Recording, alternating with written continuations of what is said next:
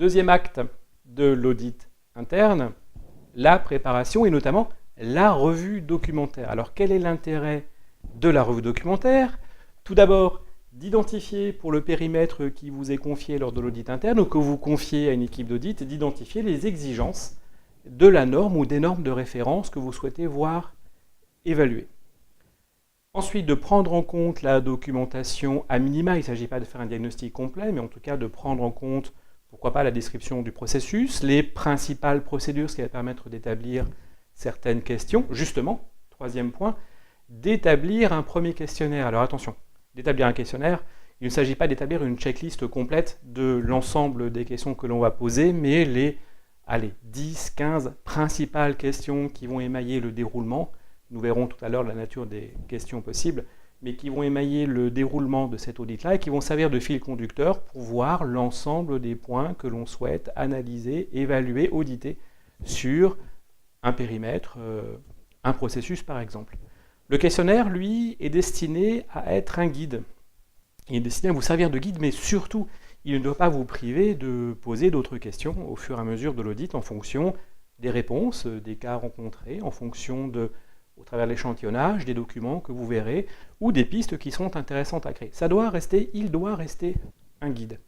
Et puis la revue documentaire permet également d'identifier d'autres pistes, de vous approvisionner en d'autres sources de données qui rendront votre investigation pertinente. Cela peut être bien évidemment les rapports d'audit précédents, ça peut être des dysfonctionnements, même récents, et qui vont permettre derrière de voir, de tester, de prendre des cas concrets pour pouvoir évaluer la conformité, la mise à jour des dispositions que vous viendrez voir. Voilà.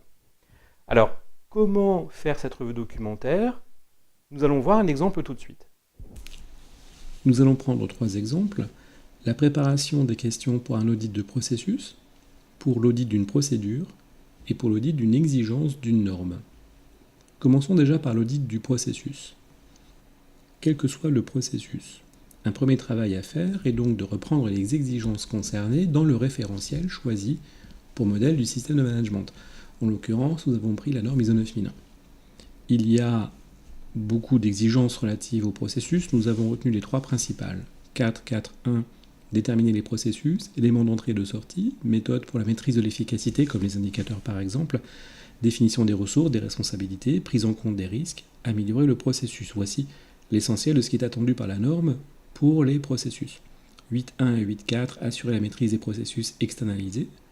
9.3.2, la performance des processus est une donnée d'entrée de la revue de direction. Donc voici les principales exigences, les principaux attendus. Donc à partir de cela, nous pouvons déjà identifier 4 principales questions, ces questions étant des questions qu'on retrouve dans la plupart des audits de processus. La première, pouvez-vous me décrire l'objet de ce processus ainsi que ses principales activités? Cela permettra notamment de vérifier la maîtrise de la description par les interlocuteurs, par le pilote de processus si on s'adresse à un pilote de processus, si cette fonction existe. Et puis ça permettra d'échantillonner, de prendre des exemples de données d'entrée, de données de sortie. Deuxième question, de quelle manière mesurez-vous le bon fonctionnement de ce processus?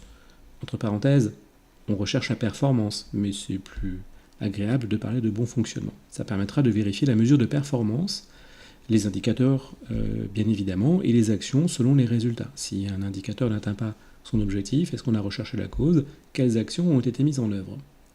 Troisième question, comment améliorez-vous ce processus et ses activités? On fait là référence à la notion d'amélioration, à la notion de correction quand il le faut. Ça permettra d'investiguer le lien avec le processus d'amélioration, ou les procédures, ou le plan d'action, les plans d'action, et de comprendre comment sont déployées les actions de correction d'amélioration, par exemple les actions issues de l'audit interne précédent sur ce processus. Quatrième question, ce processus comporte-t-il des risques et comment les maîtrisez-vous? Oui, effectivement, chaque processus doit avoir à minima une identification de risques. Je vous renvoie pour cela à l'une de nos formations sur la maîtrise des risques et des opportunités. Et puis, à partir de là, soit ce processus comporte des procédures, il serait intéressant d'aller ensuite auditer les procédures, soit on peut rentrer dans le détail de certaines activités, toutes peut-être si elles sont relativement modestes et peu nombreuses, et de voir ensuite concrètement par échantillonnage sur les exemples et des documents comment sont menées et maîtrisées ces activités. Mais voici déjà les 4 principales questions qu'il est bon de préparer avant l'audit. L'audit à présent d'une procédure. Alors pour cela, il est intéressant d'avoir la procédure avant de se la procurer auprès de la fonction qualité par exemple. Nous allons prendre l'exemple d'une procédure de gestion documentaire. Toujours dans le référentiel ISO 9001, voici quelles sont les principales exigences relatives à la gestion documentaire. 7.5.2, il faut identifier les informations documentées, identifier un code par exemple, un titre, une date de mise à jour, un indice de révision, et faire à minima une revue d'approbation de ces documents. 7.5.3, mettre à disposition les documents, les protéger si nécessaire, les protéger à l'usage, les protéger en accès s'ils sont confidentiels. Il faut également conserver, éliminer les informations documentées, périmer, maîtriser les documents d'origine externe. Première question, pouvez-vous me décrire dans les grandes lignes les principales étapes de cette procédure ?